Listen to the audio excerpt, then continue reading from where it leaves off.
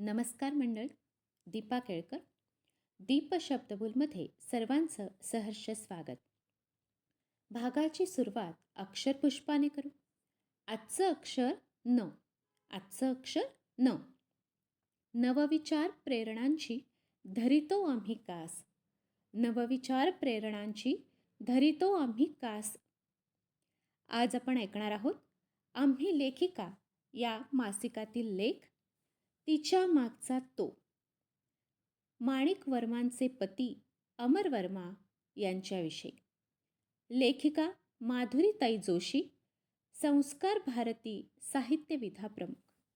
मंडळी, लेखाचं शीर्षक वाचून आश्चर्य वाटतंय ना?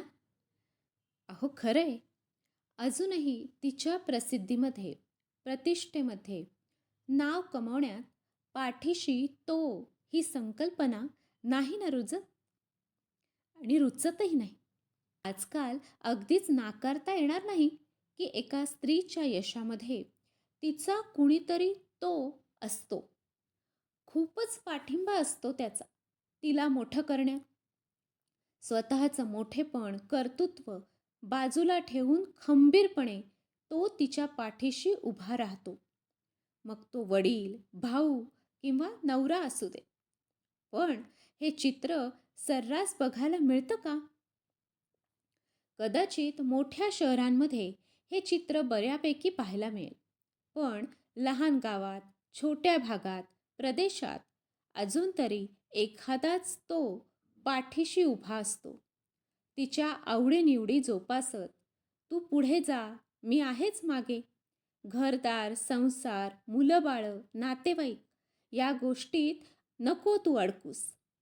तू फक्त तुझ्या यशाकडे लक्ष दे म्हणणारे पुरुष कमीच. अशी काही विरळी व्यक्तिमत्व पाहायला मिळतात. तिच्या मागे खंबीरपणे उभा राहणारा तो आदर्शवाद घालून देणारा सापडतो एखादाच.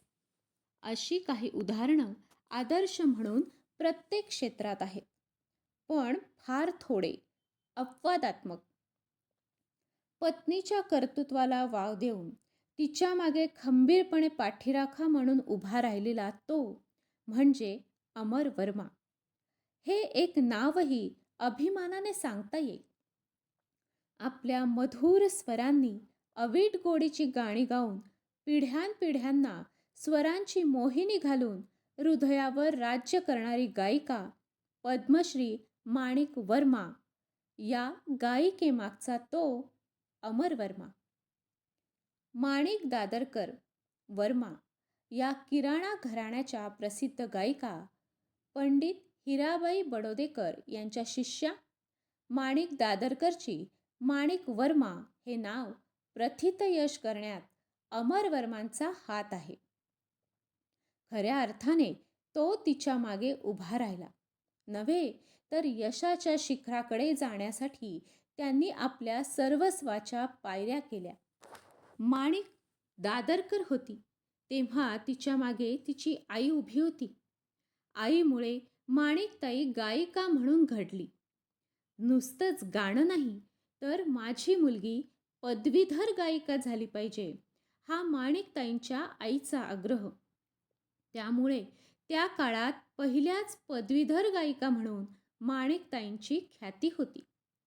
पुढे त्या काळच्या रीतिरिवाजांप्रमाणे माणिकताईंचं लवकर लग्न झालं अलाहाबादचे अमर वर्मा यांच्याशी.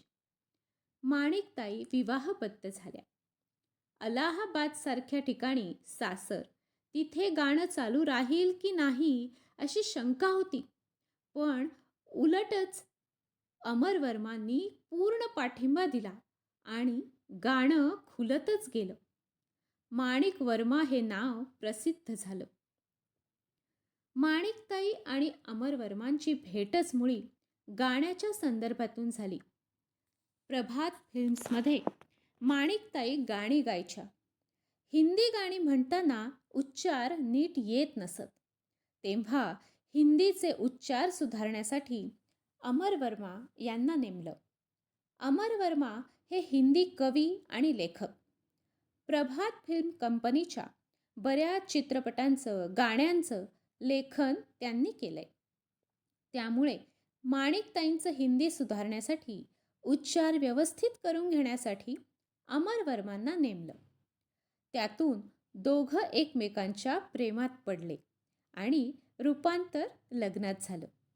माणिकताईंचा गाण्याचा संसार मोठा करण्यात स्वतःची प्रसिद्धी, मोठेपणा, कर्तृत्व अमरवर्मांनी बाजूला सारलं आणि माणिक वर्मा नावारूपाला आल्या. खरं तर अमरवर्मा हे नावही मोठंच होतं, पण जनमानसात ते "मी माणिक वर्मांचा पती" हे अभिमानाने सांगत. माणिकताई अमरवर्मांना 4 मुली, त्याही प्रसिद्ध आहेत. भारती आचरेकर, अरुणा जयप्रकाश, वंदना गुप्ते आणि राणी वर्मा यांनाही मोठं प्रथित यश करण्यात अमरवर्मांचा मोठा हात आहे. 4ही मुलींना सुसंस्कारित करताना अमरजींनी नकळतपणे छोट्या छोट्या गोष्टींतून संस्कार केले. त्यावेळच्या परिस्थितीप्रमाणे या मुली आजोळी एकत्र कुटुंबात वावरायच्या. एकत्र कुटुंब म्हणजे समाजाचं छोटं रूपच की. त्यामध्ये प्रत्येकाचे गुणदोष स्वीकारून खेळीमेळीने प्रत्येकाला आपलंसं करायचं. माणिकताईंचे सतत दौरे चालू असायचे. गाण्याच्या कार्यक्रमानिमित्त सतत बाहेर राहणं व्हायचं. पण त्यांच्या मागे असलेला तो आपल्या संसाराची, मुलीची जबाबदारी एक पुरुष असूनही यशस्वीपणे सांभाळत होता. एक तीळ 7 जणात वाटून खायचा असतो, हा धडा त्यांनीच दिला. भावंडात, नातेसंबंधात एकोपा असला पाहिजे ही शिकवणही त्यानेच शिकवली आणि तो जपलाही गेला पाहिजे. माणिकताईंच्या यशामागची धडपड करणारा तोच होता, अमरवर्मा. मुलींना ताप आला, आजारी पडल्या तरी अमरवर्मा आपली कामं, उद्योग सोडून धावत येत. मुलीही आजारपणात आई जवळ पाहिजे असा हट्ट न धरता वडिलांचीच आठवण काढत. अमरजी फिल्म्स डिव्हिजनमध्ये नोकरी करत होते. डॉक्युमेंटरीज बनवायचे, पण त्यातूनही वेळ काढून प्रवास करून ते येत. रजा टाकत, पण मुलींना आईच्या मागे एकटं वाटू नये यासाठी आटापिटा करीत. आईच्या मागे मुलींना संस्कार देण्यातही ते सजग असत. नात्यांचा आदर करायला त्यांनीच मुलींना शिकवलं. नुसत्या नावाने हाक मारण्यापेक्षा ताई, दीदी, दादा असं म्हणावं. आदरयुक्त सलोख्याचे संबंध टिकवावेत. नात्यातही प्रेम, जिव्हाळा असला पाहिजे असा त्यांचा आग्रह असे. त्यामुळे नात्यात सुद्धा मैत्री होते असं ते म्हणत. अमरजी कधीच रागवत नसत. चुकीचा, वाईट शब्द कधीच त्यांच्या तोंडून आला नाही. फक्त आपल्याच मुली नाही तर सगळ्याच मुलांना ते नकळत शिकवून जात. अलाहाबाद यूपीचे असल्याने हिंदी, उर्दू भाषा तर उत्तमच शिकवत. साहित्यिक तर होतेच आणि कवी मनाचेही होते. मराठी भाषेचाही खूप छान अभ्यास होता त्यांचा. अतिशय हळवे, नम्र आणि प्रेमळ मनाचे होते. स्वतःचा मोठेपणा कधीच त्यांनी सांगितला नाही, घेतला नाही आणि दाखवलाही नाही. माणिकताईंपुढे तर नाहीच नाही. अमरजी मुलांना शिकवण देत त्यांच्या वागण्यातून. मोठेपणा मिरवायचा नसतो तर जिरवायचा असतो. माणिकताईंना आपल्या मुलींची अजिबात काळजी करण्याची गरज नव्हती. कारण असा तो नवरा, वडील या नात्याने त्यांची मुलांवर जरब होती, पण आदरयुक्त. मुलींवर त्यांचं अगदी बारीक लक्ष असायचं, पण तरी अतिशय मैत्रीपूर्ण असं नातं होतं. आईपेक्षाही जास्त जवळचे वाटायचे ते मुलींना. त्यामुळेच माणिकताई लांब असल्या तरी त्यांना मुलींची काळजी नसायची. अमरजींनी कोणत्याही गोष्टी माणिकताई किंवा मुलींवर लादल्या नाहीत. पण मुली कुठे जातात, त्यांना कोण कोण भेटतंय, त्यांनी काय काय केलं दिवसभर, या सगळ्याची ते सहजपणे गप्पा मारत माहिती घेत. खेळीमेळीच्या वातावरणात मुलीवर नकळत संस्कार करीत. चारही मुलींना निकोपपणे सुसंस्कृतपणे वाढवण्याची सगळी जबाबदारी त्यांनी स्वतःवर घेतली होती. माणिकताईंना त्यांनी सांगितलं होतं, तू तुझं करिअर, प्रॅक्टिस, रियाज, कार्यक्रम याकडे लक्ष दे. त्यांनी काही नियम मुलींसाठी घातले होते. मुलींनी 7च्या आत घरात आलंच पाहिजे. सिनेमात काम करायचं नाही. या गोष्टी अगदी पक्क्या होत्या. माणिकताईंबद्दल बोलायचं झालं तर त्यांच्या गायन कारकिर्दीतल्या यशासाठी त्यांची स्वतःची मेहनत तर अखंड चालू होतीच. कुटुंबात त्यांना अडकून पडावं लागलं नाही. कार्यक्रम करताना मनात कोणतीच काळजी करावी लागत नव्हती. माणिकताईंचे दौरे, कार्यक्रम सतत चालू असायचे. त्याकडेही अमरजींचं बारीक लक्ष असायचं. दौरा कुठे आहे? प्रवास कसा असणार? तिकीटं व्यवस्थित काढली आहेत ना? दौऱ्यावर राहण्याची व्यवस्थित सोय केली आहे ना? या सगळ्याची ते माहिती घेत. सोबती, साथीदार जे जे बरोबर असतील त्यांना वेळोवेळी अमरजींचा फोन असायचा. माणिकताईंच्या खाण्यापिण्याची काळजी घ्या, त्यांच्याकडे व्यवस्थित लक्ष द्या, अशा सर्व गोष्टी ते बारकाईने सांगत. घरी मुलींना एक वाक्य ते नेहमी सांगत, कुछ भी हो सकता है जिंदगी में. हे जणू कोरलंच मुलींच्या मनावर. जगात वावरताना अनेक संकटं येतील, त्यासाठी शारीरिक आणि मानसिक तयारी आपण ठेवली पाहिजे. माणिकताईंचे म्हणणं असे की जे काही करायचं असेल ते मेहनतीने आणि उच्च पदीने करा. मी या मुलींची आई आहे हे मला अभिमानाने सांगता येईल असं वागा. अमरजींनीही या विचाराला खतपाणीच दिलं.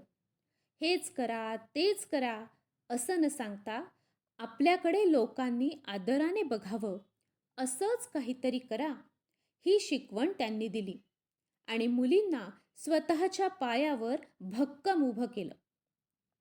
मुलींच्या उत्तुंग कारकिर्दीमागेही ते ठामपणे उभे राहिले.